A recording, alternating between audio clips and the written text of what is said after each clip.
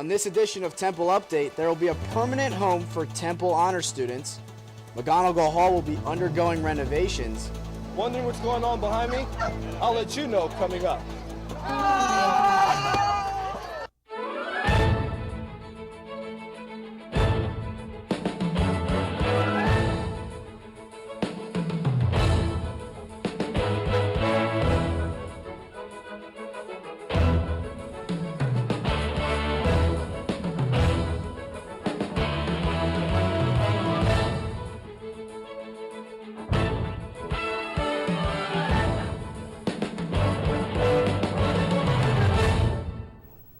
Hello and welcome to this edition of Temple Update. I'm Sydney Grant. And I'm Danielle Sacco. We begin Temple Update with news on campus renovations. Construction will be underway for both McGonigal and Pearson Halls. The buildings will undergo a 15-month renovation process. 4 new recreational basketball courts and a multi-purpose room for physical therapy and personal training will be included. The process is part of the university's 2020 plan signed last fall. It's not just athletic buildings expanding and renovating. Student dorm halls will change as well. The 1,300 dormitory on campus will become an honors-only dorm. The honor students will be able to live in 1,300 all 4 years. Temple currently offers honors housing for both freshmen and sophomores. The university hopes this will help with recruitment and retention. Nearly 500 students live in the honors community at 1,300. And the Temple University nurses strike is in its second week, and now it's drawing the attention of politicians. Representative Bob Brady met with leaders from the Pennsylvania Association of Staff Nurses and Allied Professionals this week. The meeting took place at the Union Satellite Office on Park Ave near the North Philadelphia Hospital. Brady will speak to hospital officials with the consent of the union. Temple's annual Spring Fling Festival kicks off next week. The annual event attracts many Temple students with its free food and games. This year's Spring Fling concert will feature national recording artists Girl Talk and NERD at the Leocourse Center. Discounted student tickets are now on sale at the Leocourse box office. And people with low and moderate incomes are getting much-needed tax help from the IRS certified volunteers right here on Temple's campus. Updates Bryant Magic has more. As the tax deadline approaches, more people are using the services from the Campaign for Working Families, which offers free tax preparation and financial education. Customers like Jazz Pickney says her financial goals have changed since coming to the free tax site. My goals consist of eventually paying off my student loan, so this way it'll help me save, because if I didn't have this, I would probably be spending money just as fast as it comes. And for people like Pickney who use the service, the money has certainly come in. Over the past 7 years, the campaign has brought in over $124 million in refunds. But with the recent downturn in the economy, the tax site is seeing more people down on their luck than before. There are certainly more families on unemployment. We see more unemployment, so it's kind of difficult to see gauge whether we're seeing customers we would normally not have seen. For the customers that come to the Campaign for Working Families, it's not just tax help they receive, it's also other services as well.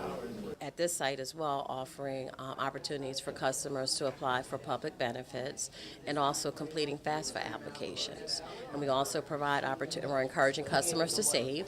This year, for the first year on your tax refund, on your tax form, you have the option to purchase a bond. The services at the tax site have been a big relief for some customers who are feeling the pressure of the April 15th filing deadline. You know, it's very pressing. You know that the deadline is moving and you want to get it done. Eligible customers for the free tax site are families that make less than $50,000 a year and individuals that make less than $20,000 a year. People interested in the service can call Philadelphia's 311 hotline for more information. Reporting for Temple Update, I'm Bryant Madrick. The city of Philadelphia wants college students to fill out their 2010 census forms. Officials say student participation could bring millions of dollars of federal funds. Since Philadelphia is one of the largest college towns in the country, students make up a significant percentage of the population. Mayor Michael Nutter says every person who doesn't fill out their census form is costing the city around $3,000 in federal funding.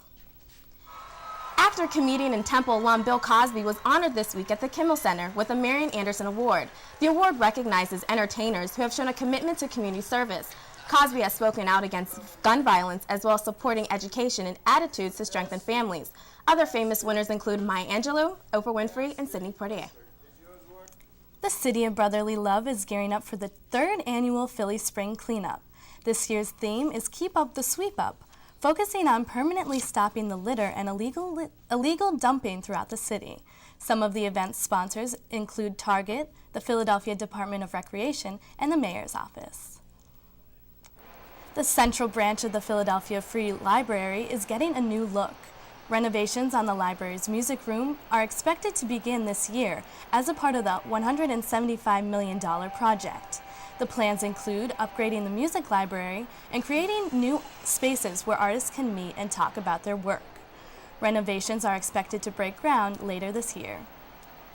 A popular exhibition at the Franklin Institute is coming to an end. The Body World is a traveling event using real human corpuses to study the use of the body and mind in everyday life. The exhibition opened at the Franklin in the fall and will end on April 18th. The next Franklin exhibition will study the life of Cleopatra and will premiere at the Institute on June 5th. Thousands of Philadelphians ride the Broad Street subway each week. Now 2 of its stations are receiving a facelift. Update Sean Needham has more. Big changes are coming to the Girard and Spring Garden stations on SEPTA's Broad Street line. The massive undertaking marks the first major renovation of these stations since their opening in 1928. Their goal is to bring the stations up to date. Modern amenities in terms of, new tiling throughout, new concrete work throughout, new paint throughout. It's modernizing, the stations entirely, while at the same time we're trying to, keep intact some of the historical aspects of it. Some of those aspects include Art Deco tiling, which will be salvaged and reused later. This rendering shows how the Girard station will look upon completion. Other project highlights include new staircases and safer raised platforms. The project is being funded by the American Recovery and Reinvestment Act. Yeah, it's a great idea. Put some people back to work in the community. So, I think it's go stimulus package.